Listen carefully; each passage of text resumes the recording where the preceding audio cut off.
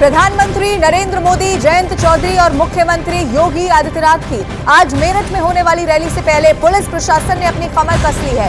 Rally स्थल पर पहुंचकर जिलाधिकारी, आईजी, एसएसपी, एडीएम, कमिश्नर और एसपी सिटी ने ब्रीफिंग ली है। पीएम मोदी की रैली से पहले मेरठ छावनी में तब्दील हो चुका है। आपको यह भी बता दें कि मोदीपुरम में यूपी पुलिस की कई लेयर की सिक्योरिटी है।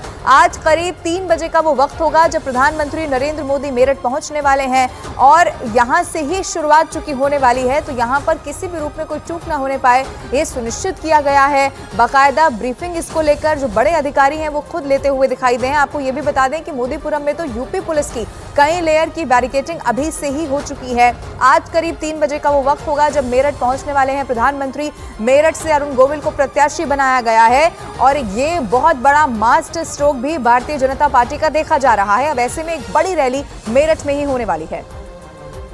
2019 के लोकसभा चुनाव में मेरठ लोकसभा क्षेत्र में बहुत तगड़ा मुकाबला हुआ था। राजेंद्र अग्रवाल की जीत का अंतर 5000 वोट से भी कम का था। अब उनकी जगह टीवी वाले राम अरुण गोविल को मेरठ का टिकट मिल गया है और भारतीय जनता पार्टी ने प्रचार की पिच भी राम मंदिर के इर्द गिर्द मजबूत कर ली है। पश्चिमी उत्तर प्रदेश के दौरे पर मुख्यमंत्री योगी आदित्यनाथ भी राम का ही जिक्र कर रहे हैं। होली के गाने सुनते थे, होली खेले रघुवीरा अवध में, एक गाना तो हम सुनते बहुत थे, लेकिन अवध में जब जाते थे तो रघुवीर के दर्शन होते ही नहीं थे, रामलला के दर्शन ही नहीं होते थे, नहीं होते थे। पहली बार 500 वर्षों के बाद अयोध्या में रामलला ने होली खेली। सवाल है कि पश्चिमी उत्तर प्रदेश किन किन मुद्दों पर वोट डालेगा। क्या राम मंदिर ही सबसे बड़ा मुद्दा होगा? रैपिड रेल से मेरठ और दिल्ली की दूरी कम होने जा रही है। अव्वल दर्जे का ट्रांसपोर्ट सिस्टम इस शहर को देश की राजधानी से और करीब ले आएगा, इसमें कोई शक नहीं है। लेकिन मुद्दा कारोबार का भी है, क्योंकि ये शहर कारोबारियों का रहा है। नहीं है, आगे वो में काम था, बढ़िया काम निकले और बढ़िया काम किया। जो भी सरकार बना गया वो काम निकाला, टेंडर निकाला, ऑर्डर निकाला। हमारे लिए भी लॉकडाउन के बाद से काम बहुत हल्का हुआ है। वैसा लॉकडाउन के बाद से बहुत फर्क पड़ा है काम पर। अब काम उठ नहीं पाया, पहले जैसा काम नहीं है, बहुत हल्का हुआ है काम। पश्चिमी यूपी की 16 सीटों पर पहले 2 चरणों में वोट होंगे। इनमें मेरठ समेत 8 लोकसभा सीटों की ईवीएम 26 अप्रैल की शाम को लॉक हो जाएगी। अमरोहा, बागपत, बुलंदशहर, गाजियाबाद, मथुरा और अलीगढ़ बहुत से समीकरण हैं जो इस चुनाव को दिलचस्प बना रहे हैं।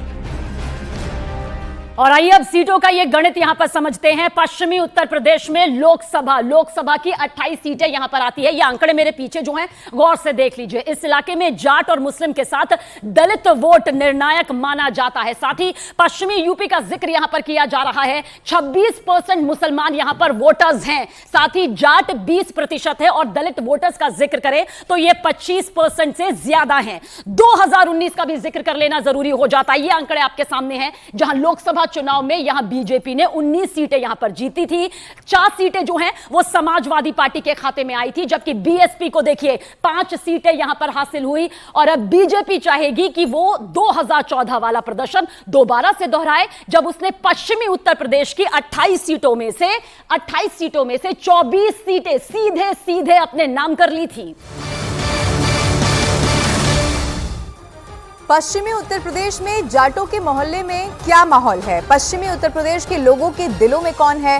किसके सिर वो इस बार ताज सजाना चाहते हैं? यहाँ के हर एक वोट को हमने जमीन पर समझा है और इस माहौल को आपको समझाने की कोशिश करते हैं।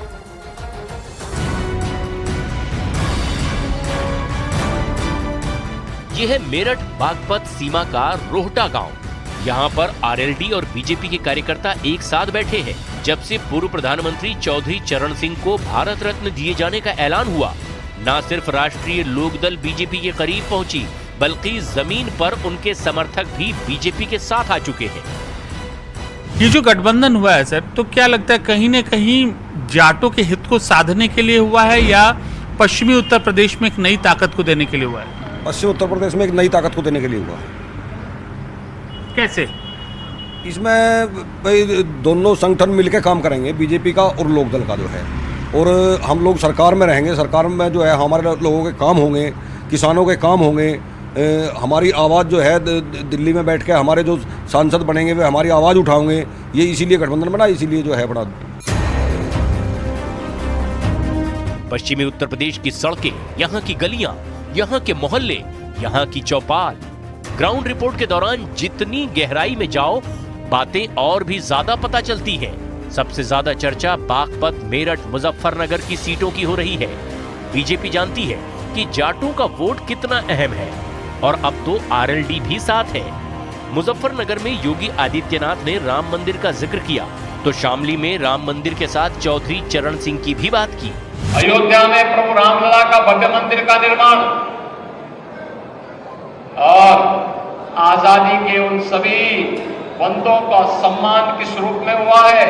आजादी के अमृत महोत्सव वर्ष में हर घर तिरंगा के माध्यम से हम सब ने उस आयोजन के साथ जुड़ करके देखा है। बंदों केवल यहीं तक सीमित नहीं है, अभी हाल ही में किसानों के मसीहा चौधरी चरण सिंह जी को भारत का सर्वोच्च नागरिक सम्मान भारत रत्न प्राप्त हुआ है। ये विरासत का सम्मान है। चौधरी साहब किसानों के मसीहा थे। मेरठ डिवीजन में ही 14 लोकसभा सीट आती है। 2014 में लोकसभा चुनाव में बीजेपी ने इस डिवीजन की 14 सीट जीती थी। 2019 में बीजेपी 14 में से 7 ही सीट जीत पाई थी। जैसे ये रास्ता मेरठ की ओर जा रहा है और आगे पश्चिमी उत्तर प्रदेश की ओर, उसी तरीके से उत्तर प्रदेश की राजनीति में भी यह बात सर्वमान्य है कि जिसने मेरठ जीत लिया उसने पश्चिमी उत्तर प्रदेश का किला फतेह कर लिया। और अगर ऐसा हो जाता है तो उत्तर प्रदेश में उस राजनीतिक पार्टी की राह बहुत ज्यादा आसान हो जाएगी और अपने विरोधियों को वो चारों खाने चित कर देगी। 2024 में बीजेपी इसी नुकसान की भरपाई करना चाहती है और जाटों का वोट इसमें सबसे अहम रहने वाला है। यही वजह है बीजेपी ने आरएलडी के साथ गठबंधन किया। मेरठ में प्रधानमंत्री का आना इसीलिए अहम हो जाता है क्योंकि मेरठ यूपी में उन 20 क्लस्टरों में से एक है जहां बीजेपी ने प्रधानमंत्री की रैली का प्लान तैयार किया है।